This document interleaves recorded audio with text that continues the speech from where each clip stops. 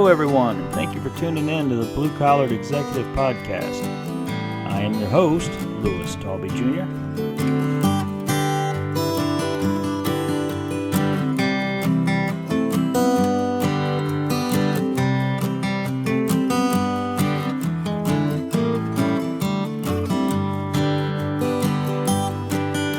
Good morning, good afternoon, or good evening, depending on when and where you're tuning into this episode.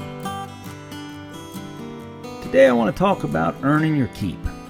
You know, it seems like every generation has less of a work ethic, but then a greater sense of entitlement. Maybe I'm just getting older. I mean, I remember my grandpa and my dad complaining about the laziness of the generations following them, and now here I am, just turned 50 and doing the same. But it's more of an observation than a complaint. I mean, I really think it's a legit concern. You know, I've been working since I was tall enough to see over the steering wheel of a tractor. A lot of people don't believe me when I say that, but in our family, it wasn't uncommon. Heck, in fact, it was expected. You know, when many people think of farmers or blue-collar families, they picture a dad leaving at daybreak and going to the fields or to a job while mom tends to the kids and the cooking and the housework. At least that's how Hollywood portrays it. But that certainly wasn't the way it was in our family. Well, I guess it's partly correct. Dad did get up and go to work, and Mom did tend to the kids and the housework. But then my mom went to work. She had a job in the factory, too. And us kids, we had to do our chores.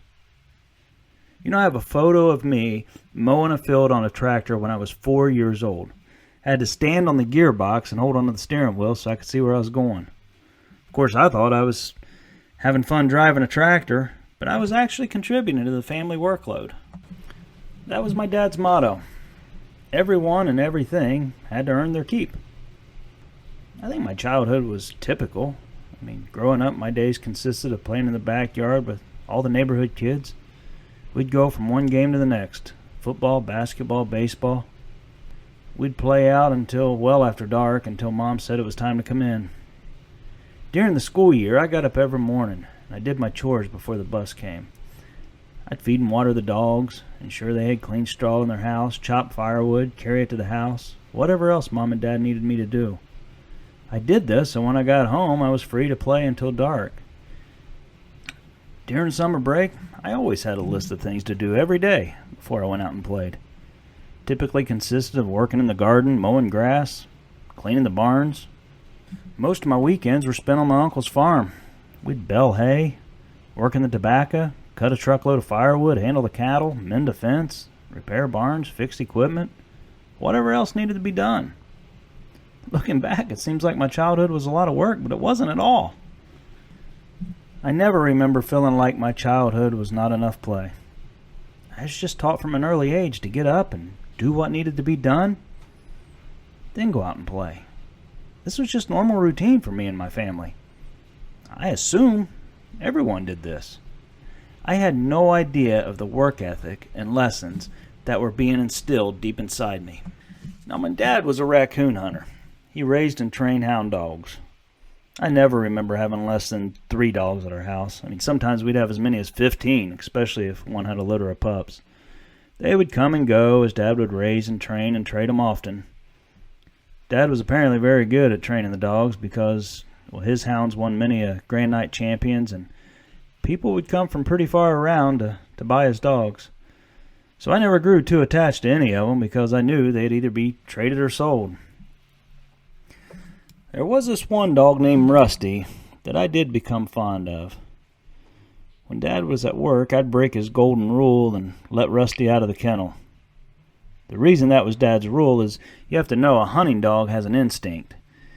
And as soon as you open the kennel gate, well, they're going to take off for the woods and start hunting. But not Rusty. He enjoyed just hanging with me.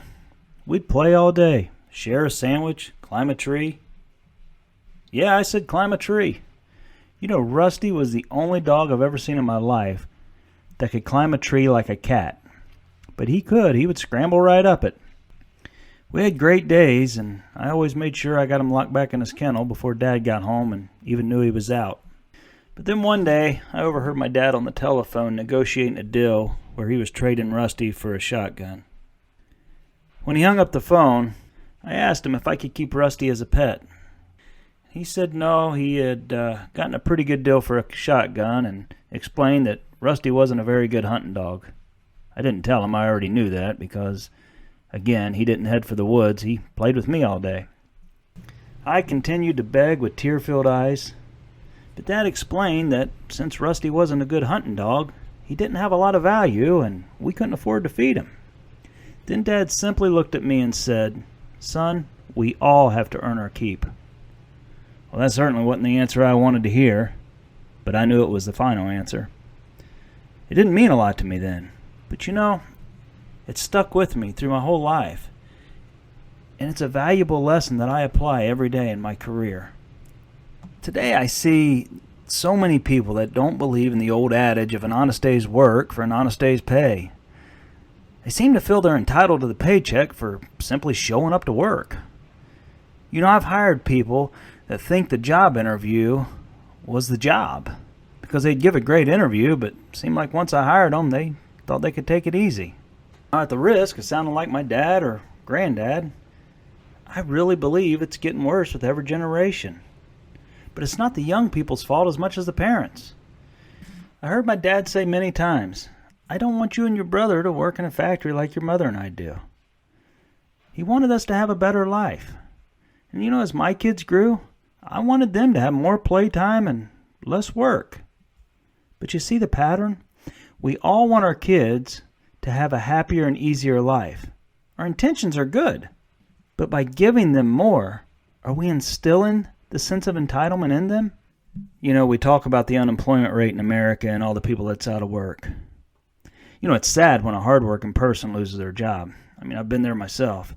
But I can tell you that most of the people that make up that unemployment percentage don't want to work. I struggle to find employees all across this country because most of the unemployed don't want to be employed. At least they don't want to work. They want the paycheck, but they don't want to work. Not everyone shares the same work ethic or even wants to work for that matter. And that's okay. As long as they don't expect a reward, I don't care if you work or not. I'd give my last penny to help someone as long as I knew that they were doing their best to help themselves. It's morally wrong for someone to make a career out of welfare simply because it's the easy way.